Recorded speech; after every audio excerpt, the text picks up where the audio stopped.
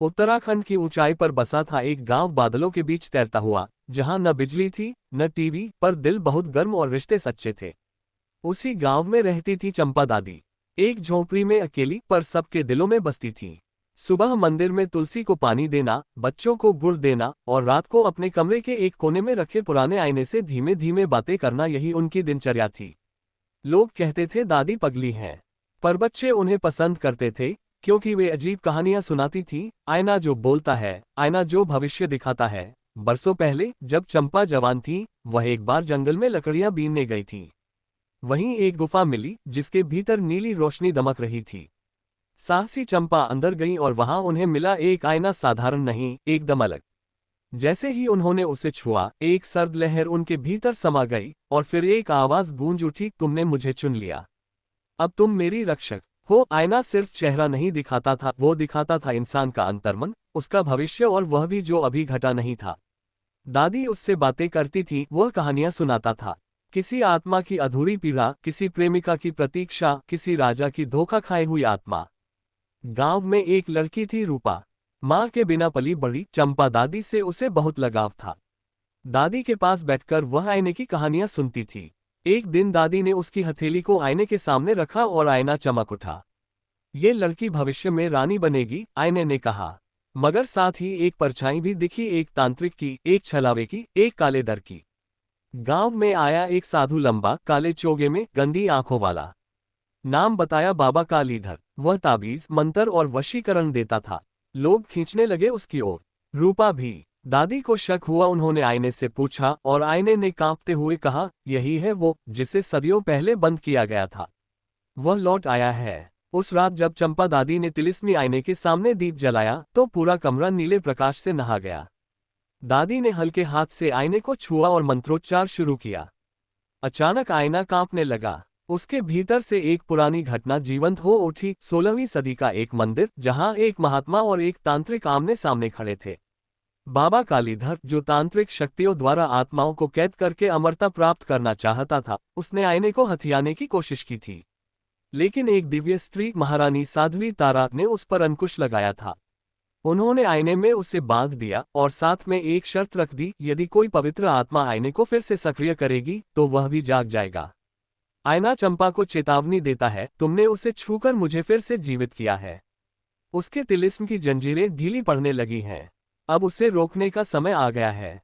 रूपा को सपनों में अजीब दृश्य दिखते हैं, एक काला महल जहां पत्थरों से खून टपक रहा है, और एक सिंहासन जिस पर बैठा काली आंखों वाला व्यक्ति मुस्कुरा रहा है। रूपा पसीने से भीग जाती है। वह दादी को सब बताती है। दादी गंभीर हो जाती हैं, ये संकेत हैं। तुम्हारा मन अब तिलिस्मी चेतना से जुड़ रहा है। गांव में उस समय कई विचित्र घटनाएं हो रही थीं। खेत सूख रहे थे, बच्चों को नींद में झटके आते, पशु एकटक देखते रहते, और मंदिर के घंटे रात को अपने आप बजते। कालीधर अब गांव के लोगों पर जादू करने लगा था। उसने कुछ पुरुषों को वश में कर लिया था। रूपा को वह अपने तंत्र में फंसाना चाहता था, क्योंकि वह जानता था वह लड़की तिलिस्मी शक्ति की उत्तराधिकारी है। अध्याय 8। गांव में कालीधर का प्रभाव बढ़ता जा रहा था। उसने एक विशेष पूजा की घोषणा की और कहा कि जो इसमें भाग लेगा उसके दुख मिटेंगे। गांव वालों का एक बड़ा हिस्सा उसकी ओर झुक गया। चंपा दादी मंदिर के आंगन में सभी को बुलाकर कहती है, ध्यान रखो, सच्चे सुख की तलाश खुद में होती है, न कि तांत्रिकों के झूठे वचनों में। कुछ लोग उनका अपमान करने लगते हैं। रूपा अब पूरी तरह जागृत हो चुकी थी। उसने तिलिस्मी आईने से बातें करना शुरू कर दिया था। वह रोज एक मंत्र का अभ्यास करती थी, ग्रेटर देन, स्वर आत्मा, स्वर संकल्प, तिलिस्म में हो उजास। सच्चा मन हो रक्षक, दूर हो अंधकार विशेष। शक्ति से उसका अंत करोगी। लेकिन इसकी एक दिन आईने ने चेतावनी दी, अगली पूर्णिमा की रात निर्णय की रात होगी। या तो वह जीत जाएगा या तुम अपनी कीमत होगी। चंपा ने रूपा को बताया, मैंने अपने जीवन का आए हर क्षण इसी दिन के लिए जिया है। तुझे बचाने के लिए मैं खुद को अर्पित कर दूंगी। रूपा ने चीख कर कहा, नहीं, आपने ही मुझे जीवन दिया, मैं आपको नहीं खो सकती। दादी ने उसकी हथेली थामी और कहा, शक्ति को तब तक पूरी नहीं माना जाता जब तक वह त्याग न सीखे। पूर्णिमा की रात मंदिर में दीपों की पंक्तियां सजी थीं। चंपा और रूपा ने अपनी तैयारी कर ली थी। तिलिस्मी आईना बीच में रखा गया। कालीधर ने मंदिर पर धावा बोला, उसके साथ थे वे ग्रामीण जो अब वश में आ चुके थे। कालीधर ने मंत्र पढ़े, हवाओं में बिजली सी तड़कने लगी। चंपा ने शांति से मंत्रोच्चार शुरू किया। रूपा ने आईने के सामने ध्यान लगाया। आईना नीली रोशनी से चमक उठा। कालीधर ने अग्निवलय बनाया, मगर चंपा उसमें बिना डरे प्रवेश कर गई। उनका शरीर जल नहीं रहा था, बल्कि प्रकाश में परिवर्तित हो रहा था। उन्होंने अंतिम मंत्र बोला, ग्रेटर देन, जैसे आत्मा शुद्ध हो वैसे तिलिस्म सुरक्षित हो। मेरा जीवन तेरे तिलिस्म को समर्पित है। आईना तेज चमक के साथ दादी को समाहित कर लेता है। कालीधर की चीख मंदिर को हिला देती है और वह धुएं में विलीन हो जाता है। मंदिर के भीतर तिलिस्मी आईना पूरी तरह से शांत हो चुका था। चंपा दादी के शरीर की ऊर्जा अब उस आईने में समाहित हो गई थी। उनकी आत्मा ने शांति पाई और उनका बलिदान गांव की रक्षा में बदल गया। रूपा के दिल में दादी की यादें ताज़ा हो गईं और एक गहरी शांति का एहसास हुआ। गांव वालों ने धीरे धीरे मंदिर में आकर देखा। उनकी आंखों में पछतावा था, क्योंकि वे यह महसूस कर चुके थे कि उन्होंने चंपा दादी की सही मायने में कद्र नहीं की थी। वे सब अब जान चुके थे कि उन्होंने क्या खो दिया, लेकिन एक नई उम्मीद उनके दिलों में पैदा हो रही थी। यह उम्मीद रूपा से जुड़ी हुई थी। रूपा ने न केवल अपने गांव को बचाया, बल्कि अब वह स्वयं उस शक्ति का प्रतीक बन चुकी थी जो उनके परिवार की परंपरा का हिस्सा थी। गांव में अब हर पूर्णिमा को दीप जलाए जाते। चंपा दादी की समाधि पर एक छोटा सा मंदिर बना था, जहां हर कोई शांति की खोज करता। रूपा ने दादी के दिखाए मार्ग पर चलने का संकल्प लिया। वह जानती थी कि यह शुरुआत थी एक नए युग की, जिसमें तिलिस्मी शक्तियों का सही उपयोग किया जाएगा। रूपा अब पहले से कहीं अधिक सशक्त और आत्मविश्वासी हो चुकी थी। गांव में वह बच्चों को शिक्षित करने लगी, महिलाओं को आत्मनिर्भर बनने की प्रेरणा देती और अपने ज्ञान को हर किसी तक पहुंचाती। उसका मानना था कि ज्ञान ही सबसे बड़ी शक्ति है और उसी ज्ञान के बल पर वह हर किसी को स्वतंत्र और सशक्त बना सकती थी। गांव में अब शांति लौट आई थी। खेतों में फसल लहलहाने लगी थी, बच्चे खुश थे और सभी लोग एक दूसरे के साथ मिलकर काम कर रहे थे। रूपा ने आईने से सीख लिया था कि शक्ति का सही प्रयोग ही समाज की प्रगति में सहायक हो सकता है। वह हर रात तिलिस्मी आईने के सामने बैठकर ध्यान करती और अपनी साधना पूरी करती। आईना अब उसका मार्गदर्शक बन चुका था और वह रोज नए नए रहस्यों और शक्तियों के बारे में जानती जाती। एक दिन जब वह ध्यान में मग्न थी, आईने ने हल्के से प्रकाश में चमकते हुए उसे एक संदेश दिया। तुम अब तैयार हो, रूपा। अब तुम्हारे सामने एक नई चुनौती है, लेकिन डरने की आवश्यकता नहीं है। तुम वह शक्ति हो जिसे इस गांव को बचाने के लिए चुना गया है। रूपा ने आईने के संदेश को गंभीरता से लिया।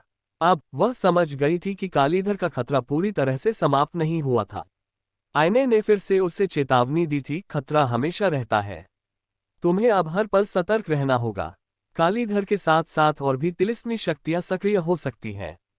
रूपा ने गांव वालों को सचेत किया और उन्हें बताया कि हमेशा तैयार रहना जरूरी है। हालांकि गांव में शांति थी, लेकिन रूपा के मन में एक अजीब सी घबराहट थी। वह जानती थी कि कालीधर या उसके जैसे किसी अन्य तांत्रिक की शक्ति किसी भी वक्त फिर से सक्रिय हो सकती है।